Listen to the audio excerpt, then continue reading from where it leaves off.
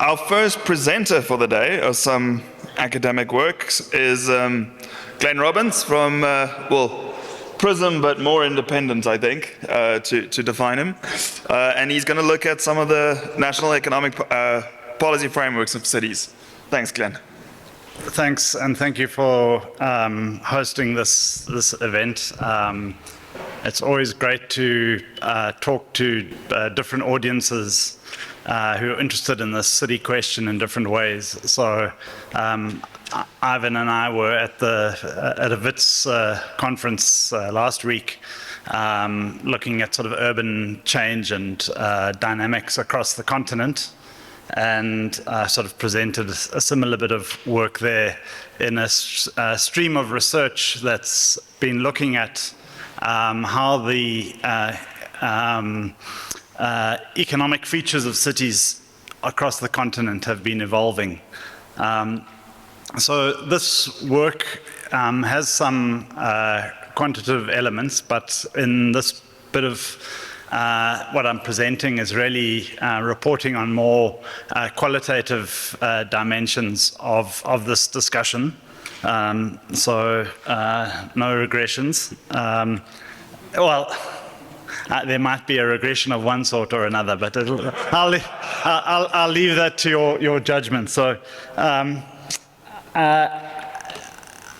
in the paper that I haven't seen a bit of, I've had a more provocative kind of title, which is A Tale of No Cities.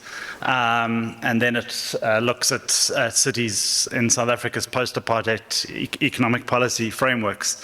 And you might ask, well, why look for cities in economic policy frameworks? What would be the case to do that?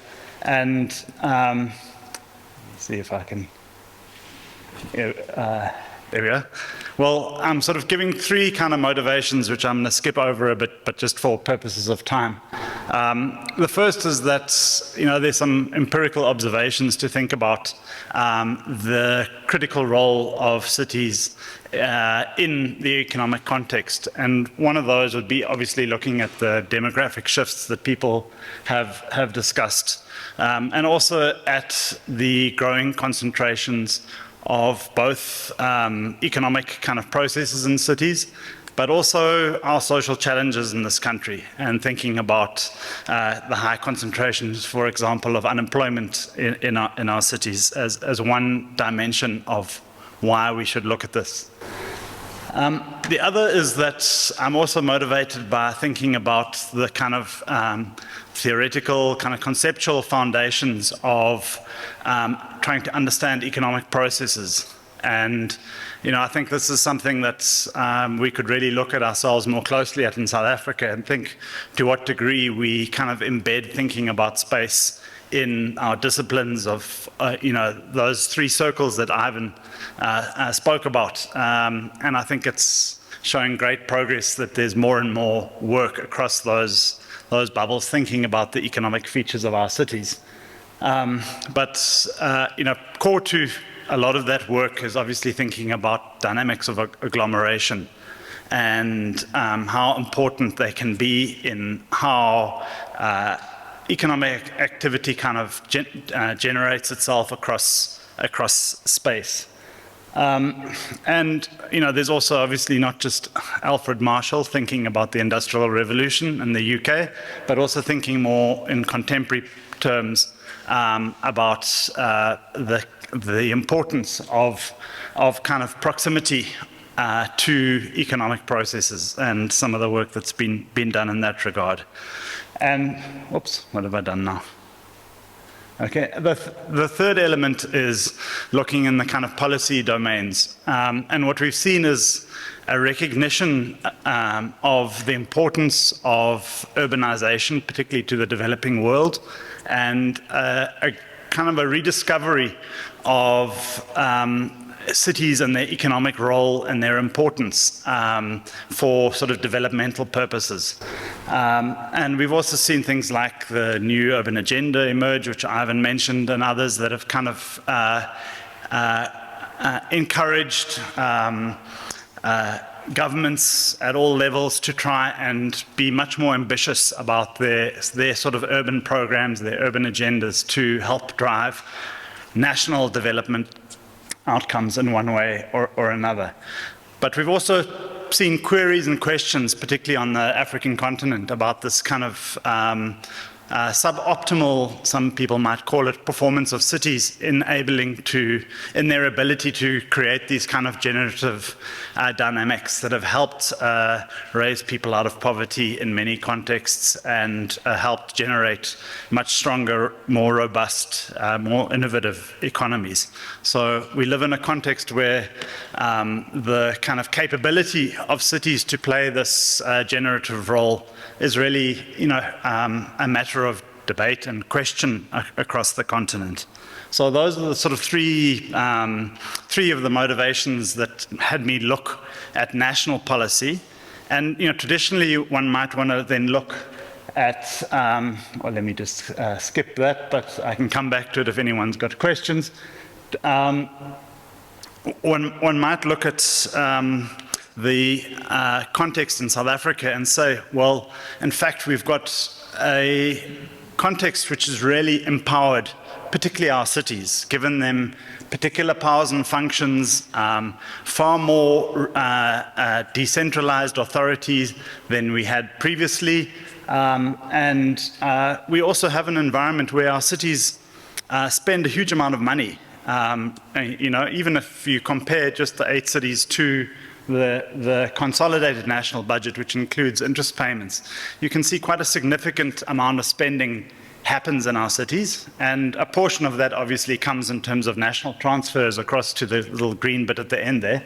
But our cities are treated as in a special way in our sort of legislative and governance frameworks in the country. But what we've also had to sort of help bulwark that kind of process of empowering our cities is a somewhat slow and kind of development of these national sort of urban policies that have really tried to recognize the particular characteristics of urban areas, how to enhance them, how to deal with the challenges, and then to look at cities as a sort of subset of that and how we might deal with that. And we've had a series of spatial policies that have largely been sort of pushed into dark rooms and locked away, but have nonetheless said quite important things to guide policy across government about where key investments need to take place, where priorities might sit. More recently, we've had the Integrated Urban Development Framework and the National Spatial Development Framework, which have sort of picked up some dimensions of some of that earlier work and argued for national economic policy to better work with cities and to reflect the challenges and the dynamics, but also to find ways to embed cities in thinking about how our national economic policy needs to function. I argue, though, that these kind of urban and spatial policies have actually been, to a large degree, kind of disregarded by much of government. And I mean, we can debate this a bit, but I've interviewed people in different government departments who don't even know, who are either DG level or chief director level, who don't even know some of these things exist, and that there's this sort of heritage of thinking about our cities. So I think there's important questions to ask about the sort of pigeonholing of urban and spatial policies and whether or not they do what they say they're trying to do, which is to influence a bit of thinking about our economy in different ways. So I then did something a bit different to what other people have done. I said, well, if the urban policies are saying national economic policies are important, I then looked at those national economic policies and said, well, what are they saying about cities and urban spaces? And there's a whole array of national kind of economic policies and frameworks you could pick up, and I'm only going to just highlight a few of those. But we've had things like the National Development Plan, of course. We've had GEAR and ASGISA and the plan developed in 2011, the New Growth Path, by what was then the Economic Development Department. And then we've had, say, in the Department of Trade and Industry, a whole series of industrial policy type frameworks that were developed in the 2000s and through to the 2010s. So I've done some quite detailed analysis of what's articulated in those policies, and this is some of what I believe and what I can reflect and back up with a bit of evidence that those policies that tend to say not a huge amount about cities in relation to discussion about economic policy. Some of them, like especially the more integrative plans, like the National Development Plan, do talk a lot about local government and about urban development and some of the important features of that, and to talk about the consequences of urban development for economic policy. But if you then look at the economic policy sections, there's not much that then reflects in turn what these aggregations of people in space and infrastructure and institutions, as troubled as they might be, might mean for economic policy and programs. In our industrial policies from the mid-2000s to the present, I make the case that our industrial policies in particular largely ignore the kind of spatial features of our economy. There's no data presented really about the changing aggregations of economic activity, the differentiation across space. There's no engagement with thinking about processes of agglomeration, what they might mean about costs of movement of goods over space, and those kinds of features. There are some exceptions, and we can talk a bit about some of those. There is quite a lot in those documents that says that the primary issue is about the fact that we've got this unequal economic spread across our country, and that we've got areas of deprivation, and that the metropoles are really areas of great resources and are already significantly kind of advantaged economically, and therefore the suggestion is that national policy should really concern itself primarily with this kind of spatial redistributive agenda. And we could argue whether or not the actual content of the policies do that, but that's the sort of framing spatial element that you can most often find in these documents. SEZs are presented as being a really key primary sort of spatial intervention, but even in the framing of those, it's argued that the kind of key objective is to enable areas that are outside the metropoles to thrive and develop. Now, practically, we know there are lots of SEZs close to our cities or in our cities, so there might be a question of what the policy says and what practice actually happens, but we've also, if you look across the IPAPs in the 2010s, they quite often reflect this argument that regions lagging behind in industrial development need to be the priority of national industrial policy programs. And none of the policy documents, as I said, sort of utilized data on the economy, presented like a source of intelligence about what's going on in the spatial economy. Although there are some references here to here and there you'd find, for example, one of the IPAPs talks about the boat building economy in the Western Cape and the distinctive features there, but more as the exception than as the rule. And more recently, perhaps in the later IPAPs, there was a bit of a recognition of cities as being areas of major sources of demand. And as the localization agenda picked up in the IPAPs, so government procurement, including procurement by metros for things like buses, started to sort of ring some bells. But it's really sort of quite a marginalized feature of the IPAP kind of policies to think about how we see economies in our industrial policy. And more recently, if you look at the master plans that have been developed, I think they seem to have stopped developing for the moment. I think we hit, I don't know, Saul will know, about 24 master plans, but there was a bit of a high fertility rate kind of in master plan production. But they don't really problematize space or think about space. Perhaps the one exception is maybe the agricultural master plan, that, you know, it's kind of founded a bit on understanding like the geographic differences in terms of productive capacity of land and rainfall and those sorts of things. So it's sort of perhaps an interesting exception. I then asked national policymakers and, you know, people who've been in government, who've resigned, who've, you know, across a number of departments, what they thought about should cities be in national economic policy? Should they be highlighted? Should they be reflected in a particular way? And I really was quite surprised that there wasn't really a lot of support for national economic policies to really think about cities and kind of urban economic processes in any kind of explicit way. And there are a whole lot of reasons that people gave me.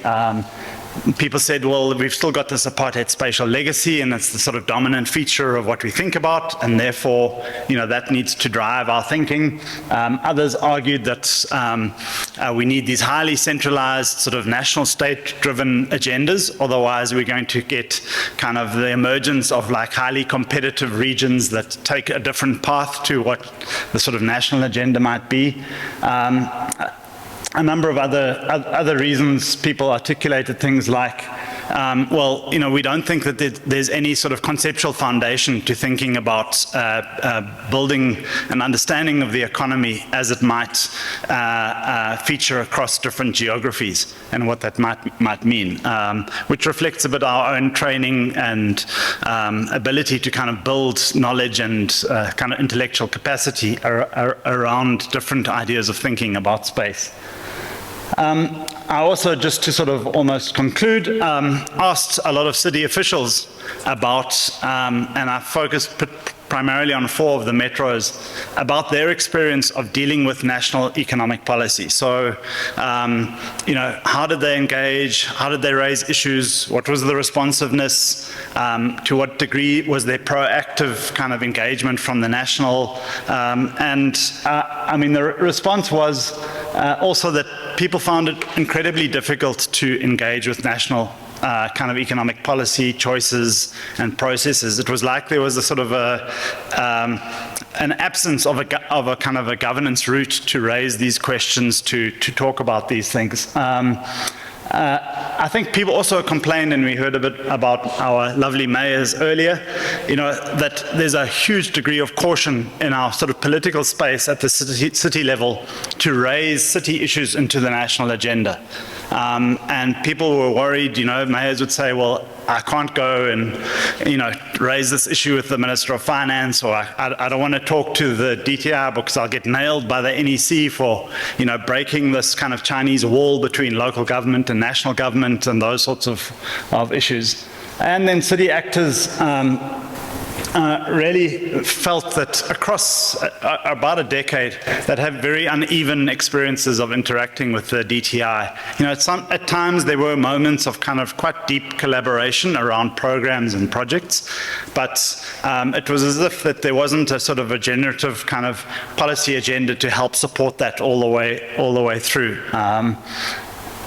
And I think that also an exclusion and decision-making policies around things like, you know, how do we design SEZs? What is their objective? You know, how do we think about their development over time? How do we connect them into city infrastructure and the like? So what are some conclusions? Well, I argue that South Africa's somewhat tentative urban and spatial policies do elevate the importance of cities in economic terms. So that's the urban and spatial policies. But I don't find much evidence in our national economic policies and in those who work with those policies in supporting that, in picking up on that agenda and thinking what it means for choices that we might make in infrastructure spending and the like. There's a high degree of kind of what I would argue, and I think Ivan mentioned this point, sort of, I call it residual anti-urbanism. It quite surprised me about, on the one hand, a lot of officials live in cities and they think the cities are getting terrible and are worse and, really have little capacity to do anything.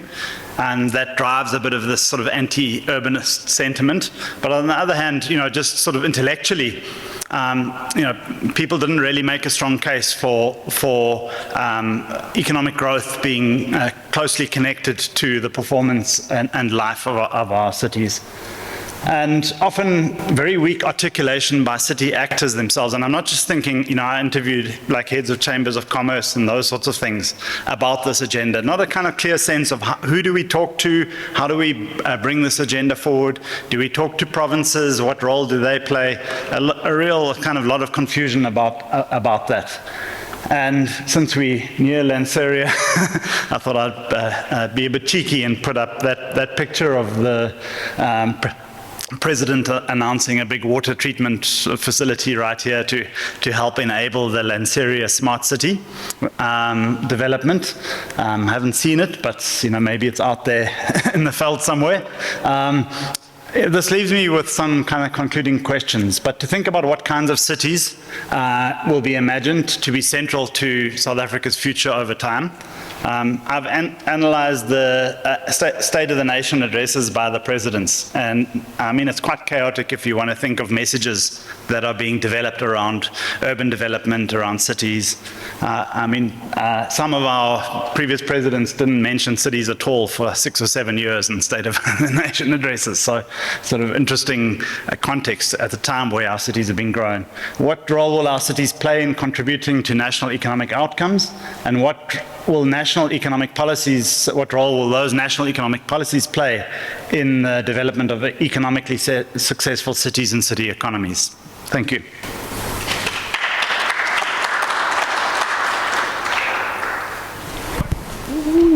Just to confirm, the master plans don't mention, we've done that analysis and it's a blunder. The dislocation of spatial from that central, what became the central economic policy in the DTRC for the last administration, didn't have spatial, and it's a problem. Thanks. Yeah, this is just really good input, and I largely agree with the content. And I think there is a serious fragmentation at national level, given that if you look at who's playing a key role on economic policy, so you'll find that there's some part that the National Treasury plays, more in particular the economic policy unit there, and there's a role that the DTIC played. And at some stage, you had a situation where the DTIC, before it became the DTIC, just before, there was an economic development department, which also had its own idea. So there isn't that coherent idea about what we need to do, and in particular, the role of the cities in playing a pivotal role in economic development, and this has been a major problem, which the national government, I don't think that it's fully aware about the damage that it does in terms of that. I mean, you gave example about some economic zones which shouldn't necessarily be there, but there are also example of economic zones which are there, and the way they are conceptualized are different from the other one. A typical example is in Gauteng you have a Tshwane economic development, economic SEZ, Tshwane SEZ, TAZES, just used to call it TAZES, which is different even in terms of the ownership as compared to the other economic, because the city itself has a stake in that. It's not a spectator, unlike in other economic zones where you find that even the cities are spectators, the province are the ones that basically hold the license and the all decision making the cities are not even sitting on the boards of those SEZ. In this case, it's different, and its potential is it's magnificent. Even the things that they've managed to achieve are quite huge. So, and these are the three spheres of government basically sitting on the same board and playing a major role in facilitating economy. And that's when you go to Free State, Limpopo, and other provinces, you don't find the same type of an approach which Gauteng has taken. But also it was not because of their own innovative, it's because partly city insisted that they want to be there. So there is also a bigger role where we need to clarify at national level about the issues of our economic policy and basically investing more on the urban agenda because I think there's very little investment in that and understanding where I always tell people you can't talk about rural because people really, I don't think that there's any person who wants to stay in rural. There are very significant, few people who want to stay there. Generally, the trends are telling us that people are migrating into the cities as you have presented them. And this rural-urban debate, it doesn't take us anywhere. We just need to be focused on the role of our urban agenda and how do we drive it and make sure our cities are much more functional and we invest a lot in those spaces. Yeah. Can I respond? Anything to respond? Or is it more just... No, I mean, I think you do raise a point that there are, I mean, in that sort of broad brush, I don't talk about the sort of moments of exception. And I think there are points where the kind of spatial policies maybe came closer together with some of the national economic thinking and then sort of diverged again. And, you know, I've sort of tried to understand what transpired. And, you know, sometimes people say it's a story of kind of influential individuals in key positions who really shared a kind of common understanding of things. But, you know, certainly in the case of the two SEZs that people highlight as being very closely connected with existing local economic dynamics, the East London and Tshwane, you've got kind of something built around a very dominant multinational firm that's very embedded in local space and in local processes, and that, you know, kind of gives a completely different character to those projects, whereby, you know, perhaps the others were designed perhaps out of some idea of a kind of a different shift in the economy away from existing economic bases in one form or another. You know, so I think you know, one of the things that I want to raise here is how important signaling is, because people often will say the most important kind of coat hanger policy in a national context is a national economic policy, and everything else needs to sort of, you know, and I think it's debatable sometimes whether that should be the case, but people do say that. You know, when you ask people in government, they say that's the sort of star, you know, and we're the, you know, the planets that need to circle around that. But if that doesn't signal anything about space, and it's not informed by knowledge about changes in the space dynamics, then I think, you know, we have a problem here.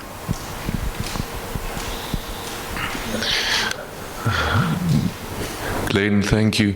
If you could maybe just very briefly tell us a bit about the qualitative research methodology that you followed, that would be very interesting. And then also, are you aware of Willem Foury's work on policy uncertainty using AI to read policy documents and find discrepancies? I mean, if not, that's wonderful, then we can have a chat about that later. Yeah, so I haven't actually seen what he's done, but I heard that he was doing this because someone else mentioned it to me. So, and, you know, AI and me are, you know, I grew up on a dairy farm, and AI means artificial insemination. So I'm still trying to urbanize my thinking about what AI means in this context. So, but for my research methods, so I did a content analysis, and I did it the old style, or using kind of Atlas TI and trying to, you know, more recently I've kind of used scrapers and that to pick up words and things like that, and built tables of frequency of mentions and looked at content, trying to understand the context of those mentions. So, I mean, if you look at, for example, the IPAPs, one of the most frequently used words is local, and you think, oh, there we are, local economic development, but actually local is used exclusively as local in South Africa, so it's used to say we want to build local capacity. It means in South Africa. It doesn't mean in Bloemfontein, and there are numerous kind of features where one has to think about how you do that kind of text analysis to understand. So I did that, and then I did a whole series of, actually I started with the interviews, did a bit of the text analysis, went back and did more interviews, and sometimes repeat interviews with people, sometimes using semi-structured kind of format, and also some open-ended interviews to try and understand the kind of narrative path of policy development, people who've been involved in kind of key choices, over an extended period of time, and what influenced that or didn't influence that. So those are the kind of two main kind of qualitative methodological kind of elements. So it's over here. So, I mean, far be it from me to suggest that politicians are rational, but it's not just about ideas, right? I mean, the ruling party's support is disproportionately rural, or disproportionately not urban, put it that way. And I wonder how much that explains the lack of emphasis on urban growth as opposed to just conceptual confusion that's about what matters for growth. Well, I come from KwaZulu-Natal, and when the king enters a forum, people shout, "Wen en Glove," you're the elephant, and the elephant in the room has really been that, we had almost a decade of policy leadership from the sort of the party that governed, which did have, I think, quite an explicit sort of anti-urban slant to it. And, I think one of the criticisms of my work is that when I spoke to officials, they did talk about this a lot, but, I didn't really think about how to put that together into really kind of appreciating the consequences of that and how it sort of came through. I suppose I've started to based on some criticism, I've started to relook at my data to try and think, well, maybe in the coding that I did for some of that text and in the interviews that I might have kind of, when you think about that more concretely, you can maybe pick up some of those elements. But certainly it does feature, the fact that the State of the Nation addresses, really doesn't talks a bit to municipal issues and the like, but doesn't talk to the fact that cities are growing and they're starting to encounter challenges, but also then the practices of a form of governance that really built very destructive kind of engines of governance in the cities and in provinces is, which we haven't quite shed, is really important to that period. Thank you so much.